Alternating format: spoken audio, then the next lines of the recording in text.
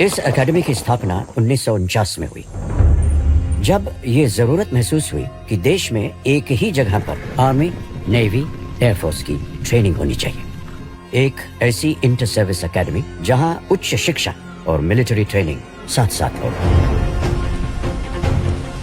Second world war के बाद देश में इंटर सर्विस इंटीग्रेशन की जरूरत महसूस हुई और इसके लिए आवश्यकता थी एक जॉइंट ट्रेनिंग इंस्टीट्यूशन की, जहां तीनों सर्विसेज के कैडेट्स को ट्रेन किया जा सके इकट्ठा। इसके लिए एक ब्लूप्रिंट तैयार किया गया और जब तक इस पे चर्चा शुरू हुई तब तक भारत को आज़ादी मिली। फिर एक नए सिरे से तब के उप प्रधानमंत्री सरदार वल्लभ भाई पटेल ने इस काम की शुरुआत की। आज यहाँ पर कैडेट्स की एंट्री एक बेहद ही कॉम्पिटिटिव सिलेक्शन प्रोसेस के तहत होती है और उन्हें यहाँ हम एकेडमिक और मिलिट्री ट्रेनिंग दोनों देते हैं। हमारा मकसद है कि आर्मी, नेवी और एयरफोर्स के लिए स्कॉलर वॉरियर्स तैयार करें जो मॉडर्न वॉरफेयर में किसी भी तरह की चुनौती का सामना करने के लिए हमेशा सक्षम हो।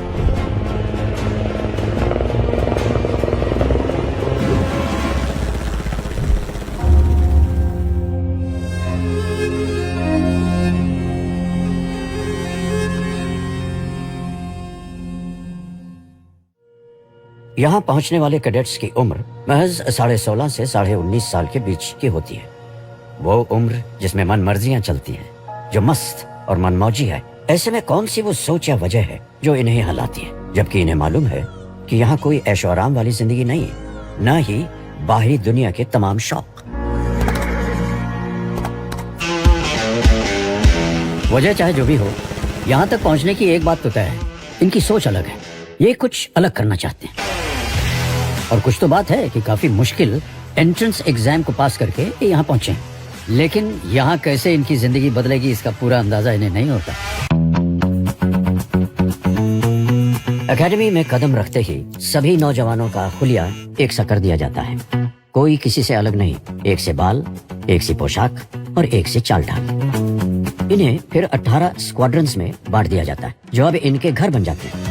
सभी स्क्वाड्रनों की अपनी अलग अलग पहचान है, जैसे अपना अलग रंग, अपना अलग झंडा, अपने अनूठे कायदे दस्तूर। साथ ही इमारतों पर इन्हें बनाने में योगदान देने वाले राज्यों के नाम लिखे और इन्हीं कमरों में, जिन्हें कैबिन कहा जाता है, यार दोस्त बनाए जाते हैं, चिट्ठियां पढ़ी जाती हैं, मस्ती मजाक होता है, बीते दिन का ब्यौरा, अगले दिन की तैयारी और वो थकान से चूर गहरी नींद जो आती है एक मेहनत से भरे दिन के बाद।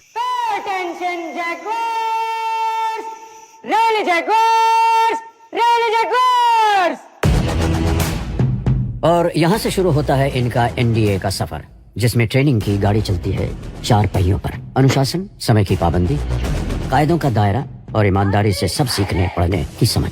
सर्विस स्पेसिफिक ट्रेनिंग के साथ साथ joint training, academics, physical training और लीडरशिप जैसे अहम पहलुओं पर भी तवज्जो दी जाती है ताकि प्रत्येक कैडेट को एक योग्य लीडर के रूप में निखारा जा सके। साथ ही उच्च शिक्षा के रूप में जवाहरलाल नेहरू यूनिवर्सिटी के सिलेबस के आधार पर बीए, बीएससी और बीटेक की मान्यता प्राप्त डिग्री भी दी जाती है। I believe that a cadet must be loyal, truthful, trustworthy, honest and forthright under all circumstances. I will not lie, cheat or steal, nor will I mislead or deceive anyone. I intend to faithfully live up this code and to continuously encourage my comrades to do so. इस honour code को अब हर तरह से इनके दिलो दिमाग में उतारने का समय शुरू होता है। एक ऐसी ट्रेनिंग की शुरुआत जो हर तरह से इनका इम्तिहान लेती है, इन्हें तोड़ती है, मरोड़ती है, पटकती है। लेकिन इन सब के बावजूद जब ये कैडेट खड़ा होता है तब इसका मुकाबला किसी और से नहीं बल्कि सिर्फ खुद से होता है। ट्रेनिंग यहाँ क्लासरूम या फिर ट्रेनिंग एरियाज में ही नहीं होती। उठते बैठते सोते जागते कैडेट्स पर रहती है कड़ी पकड़। कैसे? वैसे कि इंस्ट्रक्टर्स और ट्रेनर्स के साथ साथ सीनियर कैडेट्स भी जूनियर कैडेट्स को सिखाते हैं। यहाँ हल्की सी भी गलती की गुंजाइश नहीं है। यहाँ हर चीज कायदे से चलती है, फिर चाहे वो ड्रिल का अनुशासन हो या फिर कमरे में रखा सामान या एकेडमी में दिखने वाली साइकिलें, जिन्हें यहाँ बाइक कहा जाता है और जिनके अपने अलग नियम हैं। यहाँ बाइक 4-6 के स्क्वाड्स में ही चलती है, यानी जब तक 4 या 6 का स्क्वाड नहीं बनता आप इंतजार करिए या फिर बाइक लेकर पैदल दौड़िए। ये सारे कायदे इन्हें अनुशासन और फुर्ती के साथ साथ अपने टाइम टेबल पर रहना सिखाते हैं। यहाँ सब साथ साथ होता है, रहना, खाना, सोना, पढ़ना, ट्रेनिंग, यहाँ तक कि पनिशमेंट्स भी। पनिशमेंट्स को यहाँ करेक्टिव एक्शन कहा जाता है। यानी सजा नहीं बल्कि सीखने का मौका दिया जा रहा है। और तभी यहाँ के ये करेक्टिव एक्शन काफी मजेदार होते हैं। एकेडमी में आखिरी साल में इन्हें आर्मी, नेवी और एयरफोर्स की ट्रेनिंग अपने चुनाव के हिसाब से मिलती है। आर्मी कैडेट्स की ट्रेनिंग में शामिल है weapon training, map reading, field engineering और रेडियो टेलीफोनी। इन्हें लड़ाई के तमाम पैतरे भी यहाँ सिखाए जाते हैं।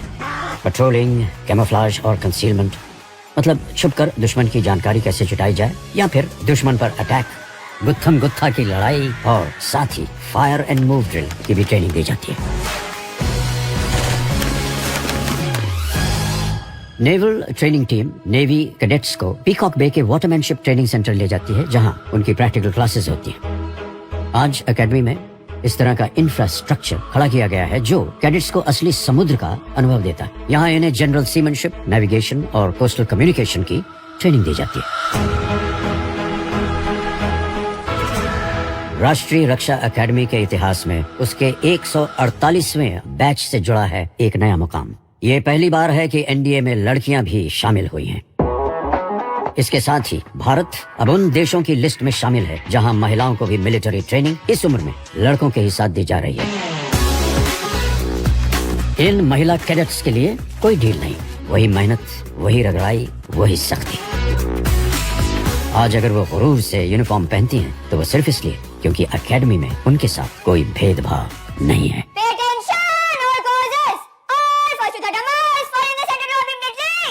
All fall to the Damas, fall in the center of immediately. NDA की खासियत यह भी है कि यहाँ शुरू से ही फ्रेंडली फॉरेन कंट्रीज यानी मित्र देशों के भी कैडेट्स ट्रेनिंग के लिए आते हैं और इनकी ट्रेनिंग में भी कोई कमी या बदलाव नहीं। ये एक बेहतरीन मौका है जब सभी कैडेट्स दूसरे देशों की संस्कृति और सभ्यता के साथ मिलिट्री सर्विस के बारे में भी जानकारी हासिल करते हैं, जो कि जॉइंट ऑपरेशंस के तालमेल में काम आता है।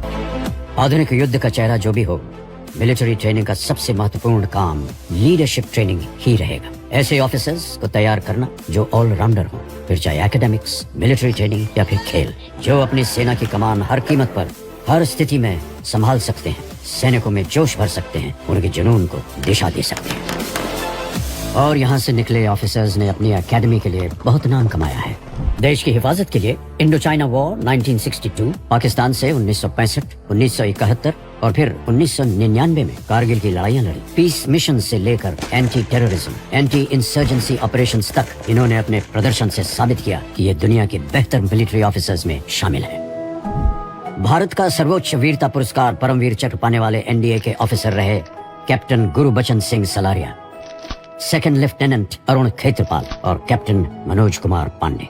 एनडीए ने फौज को कई chief of army staff, chief of naval staff और चीफ ऑफ एयर स्टाफ दिए हैं। यही नहीं, अंतरिक्ष में जाने वाले पहले भारतीय astronaut wing commander Rakesh Sharma भी एनडीए के कैडेट रह चुके हैं। ओलंपिक में पदक जीतने वाले और फिर सरकार में मंत्री पद संभालने वाले कर्नल राज्यवर्धन सिंह राठौड़ भी एनडीए से हैं। एनडीए में ट्रेनिंग हासिल करने वाले इंजीनियर्स हर तरह से देश के निर्माण में अपना योगदान दे रहे हैं। देशभक्ति की आज यही सही परिभाषा है जिसे ये स्कॉलर वॉरियर्स जीकर दिखाते हैं। और अब आते हैं कैडेट्स के एनडीए के इस सफर के अहम इम्तिहान पर, द आउटडोर कैंप।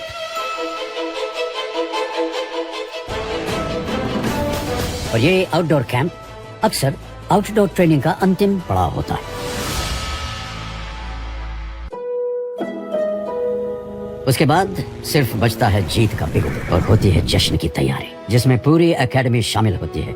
जब दूर दूर से कैडेट्स के परिवार यहाँ पहुँचते हैं, ये सभी परिवार शानदार पासिंग आउट परेड देखते हैं, जहाँ आखिरी बार कैडेट्स के तौर पर ये नौजवान मार्च पास्ट करते हैं। और इस अंतिम पग के उस बार शुरू होने वाले सफर को लेकर कोई शक या सवाल नहीं होता। अब ये कुछ भी कर सकते हैं।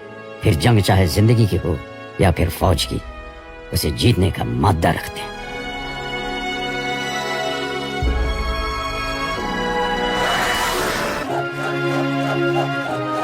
खुद पर यह भरोसा इनकी चाल ढाल और आंखों में साफ दिखता है। ये वो दिन है जो ये अपनी जिंदगी में कभी नहीं भूल पाएंगे। 3 साल की इनकी कड़ी मेहनत, पढ़ाई और ट्रेनिंग के बाद यहाँ से वे आज सिर्फ एक डिग्री ही नहीं बल्कि जिंदगी जीने का नया अंदाज, गहरी दोस्ती, किस्से, कहानियां और अपने देश की तरक्की में शामिल होने का अवसर भी लेकर जा रहे हैं।